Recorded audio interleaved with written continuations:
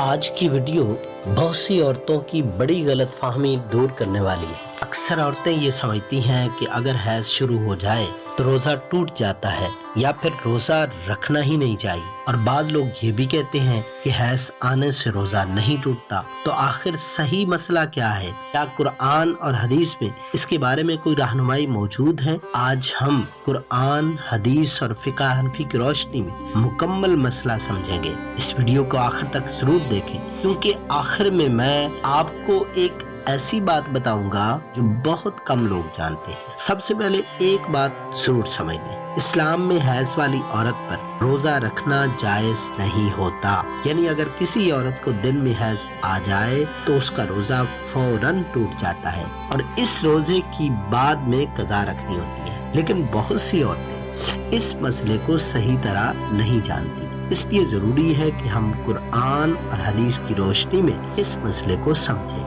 قرآن مجید میں اللہ تعالیٰ رہنمائی فرماتے ہیں کہ وَيَسْأَلُونَكَ عَنِ الْمَحِيضِ قُلْ هُوَ أَذًى۔ اے محبوب صلی اللہ علیہ وسلم، لوگ آپ سے حیض کے بارے میں پوچھتے ہیں، آپ کہہ دیجئے کہ یہ ایک تکلیف دینے والی چیز ہے۔ اس آیت سے معلوم ہوتا ہے کہ حیض ایک خاص حالت ہے جس میں عورت کو بعض عبادات سے رخصت دی گئی ہے۔ یہ اللہ کی طرف سے آسانی اور رحمت ہے۔ اور حضرت عائشہ رضی اللہ تعالیٰ عنہ فرماتی ہیں کہ نبی پاک صلی اللہ علیہ وسلم کا فرماتی ہے کہ ہمیں حکم دیا جاتا تھا کہ حیض کے بعد روزوں کی قضا کریں، لیکن نمازوں کی قضا کا حکم نہیں دیا جاتا تھا۔ یہ حدیث اس مسئلے کو بالکل واضح کر دیتی ہے کہ حیض کے دوران نماز نہیں پڑھنی، روزہ نہیں رکھنا، لیکن بعد میں روزوں کی قضا رکھنی ہے۔ یہاں ایک بہت اہم سوال پیدا ہوتا ہے، اگر کسی عورت نے روزہ رکھا ہوا تھا اور دن میں مثلاً دوپہر کے وقت حیض شروع ہو گیا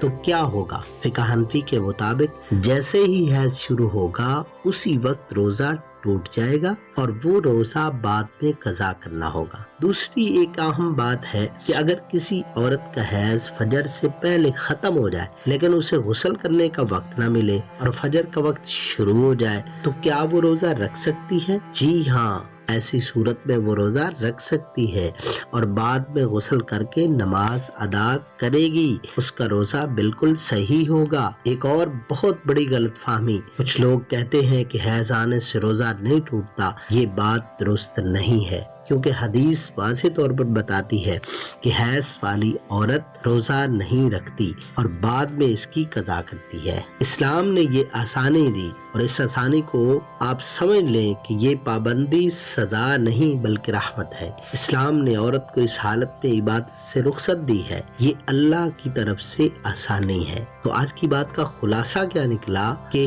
حیض والی عورت روزہ نہیں رکھتی، اگر روزے کے دوران حیض آ جائے تو روزہ ٹوٹ جاتا ہے۔ تیسری بات کہ بعد میں اس روزے کی قضا رکھنی ہوگی، اگر فجر سے پہلے حیض ختم ہو جائے تو روزہ رکھا جا سکتا ہے۔ اگر آپ چاہتے ہیں کہ رمضان میں آپ کے روزے صحیح طریقے سے ادا ہوں تو اس ویڈیو کو ضرور شیئر کریں، کیونکہ بہت سی عورتیں اس مسئلے کو نہیں جانتی، اور کمنٹ میں ضرور لکھیں کہ یا اللہ ہمیں صحیح دین سیکھنے کی توفیق عطا فرما، تاکہ زیادہ سے زیادہ لوگ اس ویڈیو کو دیکھیں۔ پسند آئے تو لائک کریں، شیئر کریں، چینل کو سبسکرائب کریں۔